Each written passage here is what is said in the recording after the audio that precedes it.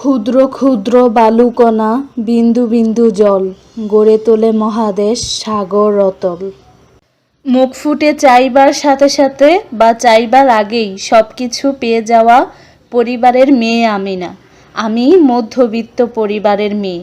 ছোটবেলা থেকেই আমি আমার মাকে দেখেছি।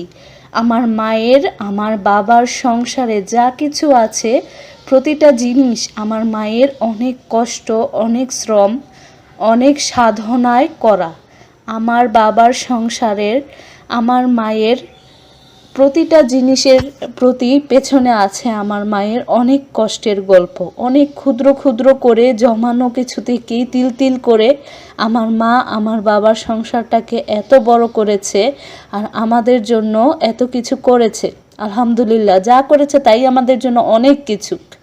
অনেকের জন্য এগুলা কিছুই না, কিন্তু আমাদের যা আছে তা নিয়ে আমরা সুখী খুশি আলহামদুলিল্লাহ।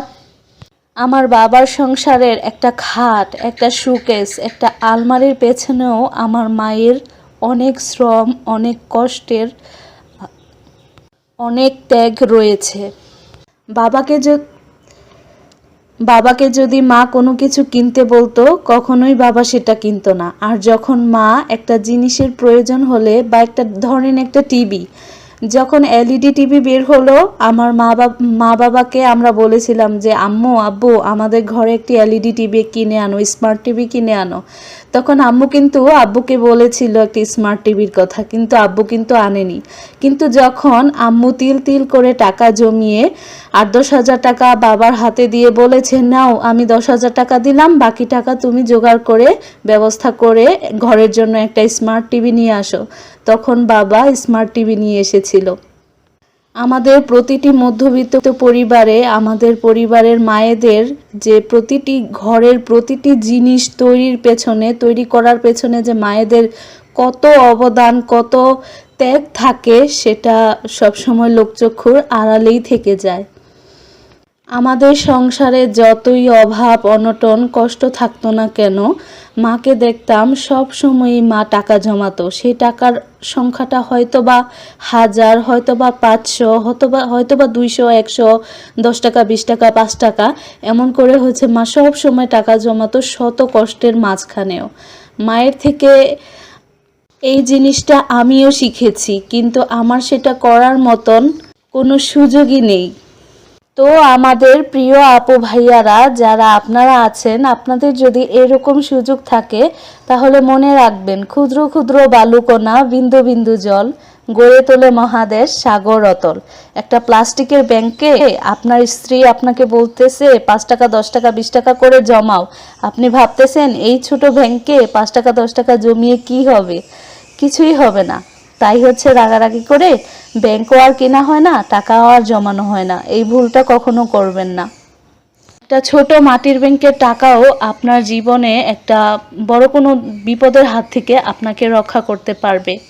আজকে এইসব কথা বলতে বলতেই ভিডিওটা অনেক দূরে চলে এসেছি। যারা এখনো পর্যন্ত আমার সাথে আছেন, আমার কথা শুনতেছেন এবং আমার ভিডিওটি দেখতেছেন, আমার প্রিয় ভিউয়ার্স আপু ভাইয়ারা, প্লিজ আমার ভিডিওটি দেখে যদি আজকে আপনাদের ভালো লেগে যায় তাহলে আমার চ্যানেলটি সাবস্ক্রাইব করে আমার এই ছোট ফ্যামিলির সদস্য হয়ে আমার সাথে থেকে যেতে পারেন।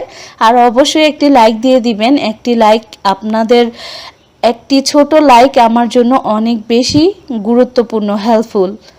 আজকে দুইটি খুবই সিম্পল তরকারি রান্না করব, কিন্তু এই সিম্পল খাবারগুলাই অনেক বেশি মজাদার।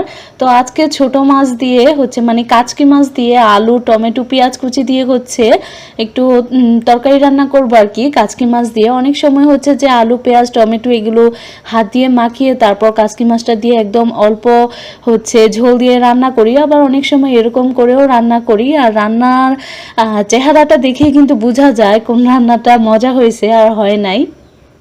তো এখানে কিন্তু তেল দিয়ে দিছিল বেশ অনেকটা পরিমাণে। তেলের মধ্যে পেঁয়াজ কুচি, 1/2 কাপ পেঁয়াজ কুচি ভালো করে ভেজে তারপর হলুদের গুঁড়া, লবণ, মরিচের গুঁড়া, তারপর আদা রসুনের বাটাটা ঘরে থেকে নিয়ে আসলাম, আনতে ভুলে গিয়েছিলাম। তো আদা রসুন বাটা দিয়েছে, হলুদের গুঁড়া, মরিচের গুঁড়া, লবণ। মরিচের গুঁড়াটা একটু কমই দিয়েছে, হলুদের গুঁড়াটা 1 চা চামচের মতন দিয়েছে। তো দিয়ে অল্প একটু পানি দিয়ে ভালো করে কষিয়ে নিতেছে। তারপর কিন্তু দিয়ে দিছে একদম চিকন করে ঝুরি করে কাটা এটা হচ্ছে আলু কুচিগুলো দিয়ে বেশ কিছুক্ষণ ধরে কষিয়ে তারপর হচ্ছে টমেটোগুলো দিয়ে দিছি। তো টমেটো কুচিটা দিয়ে হচ্ছে ভালো করে অনেকক্ষণ ধরে কষিয়ে একদম তেলটা বের হয়ে যাওয়ার পর 8-10টা কাঁচামরিচ দিয়ে হচ্ছে একটু পরিমাণ মতো ঝোল দিয়ে দিছি। তো একটু ঝোল না রাখলে হচ্ছে আবার খেতে পারি না, যেহেতু আজকে ডাল টাল বা অন্য কোনো তরকারি রান্না করব না, তো এই জন্য একটু ঝোল রাখছি। কিন্তু ছোট মাছের তরকারিতে ঝোলের পরিমাণটা একটু কম দিলেই হচ্ছে বেশি টেস্টি হয় আর কি। তো এখানে হচ্ছে দিয়ে দিলাম কাচকি মাছগুলা। তো আমাদের কাচকি মাছগুলা হচ্ছে অনেকগুলা কাচকি মাছ আনা হয়েছিল, তো শেষ হয়ে গেল আর কি, মানে শেষ একটা প্যাকেট ছিল, সেটাই হচ্ছে আজকে রান্না করে ফেললাম। এইদিকে হচ্ছে ভাতটা হয়ে গিয়েছে, তো ভাতটা এখন ঠিকায় তুলে দেওয়া হবে। আর ছোট মাছের তরকারিটাও হয়ে গিয়েছে, এখন হচ্ছে বেড়ে নিবে। আর আজকে হচ্ছে আরেকটি তরকারি রান্না করা হবে, সেটা হচ্ছে মাছের পেটার তরকারি বেগুন দিয়ে। তো বেগুন দিয়ে মাছের পেটা তরকারি কে খেয়েছেন কমেন্ট করে কিন্তু জানাবেন। মাছের বেলুন, মাছের পেটা এগুলা কিন্তু বেগুন দিয়ে ভুনা করলে খেতে খুবই ভালো লাগে। আর এগুলার মধ্যে যেহেতু অনেকগুলা মানে তেল থাকে আর কি, মাছের তেল, এই জন্য তেলের পরিমাণটা একটু কমই দিছে। তারপর ঠিকই দিছে আর কি, কম দেয় নাই, আমি একটু কম দিতে বলছিলাম।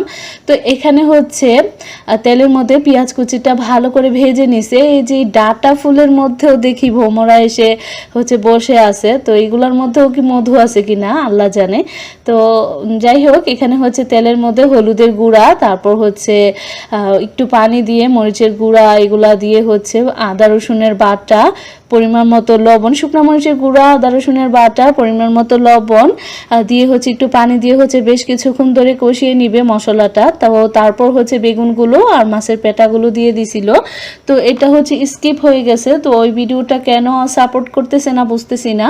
তো মশলাগুলো কষানোর মধ্যে মাছের বেলুন আর পেটাগুলো দিয়ে বেশ কিছুক্ষণ ধরে কষিয়ে তারপর বেগুনটা দিয়ে কয়েকটা কাঁচামরিচের ফালি দিয়ে বেশ কিছুক্ষণ ধরে কষিয়ে নামিয়ে নিছে। সামান্য একটু ঝোল দিছিল, একদম ভাজা ভাজা করে কিন্তু নামিয়ে নেওয়া হয়েছে।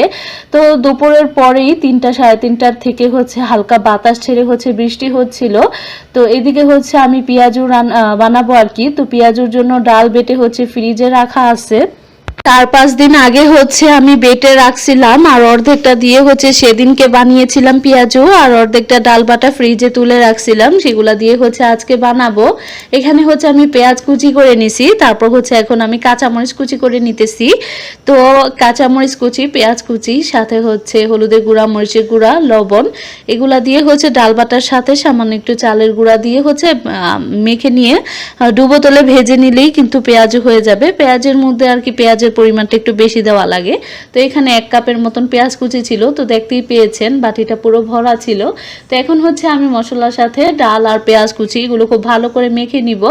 আর তারপর আমি কয়েকদিন আগে, অনেক দিন আগে হচ্ছে সিঙ্গারা বানিয়েছিলাম, সেখান থেকে হচ্ছে 4টি সিঙ্গারা ফ্রিজে ছিল আর কি, ফ্রোজেন করে রাখছিলাম ডিপের মধ্যে। তো সেই সিঙ্গারা চারটাও হচ্ছে এখন ভেজে নিব আর কি। তো প্রথমে হচ্ছে সিঙ্গারা চারটা ভেজে নিতেছি, তারপর হচ্ছে পেঁয়াজগুলো ভেজে নিব।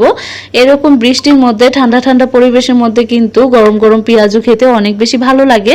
তো আমার আজকের ব্লগে আমি আপনাদের সাথে আমার মনের কিছু একান্ত আমার নিজের ব্যক্তিগত কিছু মত শেয়ার করেছি। তো আপনারা কমেন্ট করে জানাতে পারেন আমার আজকের ব্লগটি আপনাদের কাছে কেমন লেগেছে। আর আমি যদি কোনো ভুল কিছু বলে ফেলি তাহলে ক্ষমা সুন্দর দৃষ্টিতে দেখার অনুরোধ রইল। সবাই ভালো থাকবেন, সুস্থ থাকবেন, সবার জন্য অনেক বেশি শুভকামনা এবং সুস্থতা দোয়া করে আজকের ব্লগটি শেষ করতেছি। আল্লাহ হাফেজ।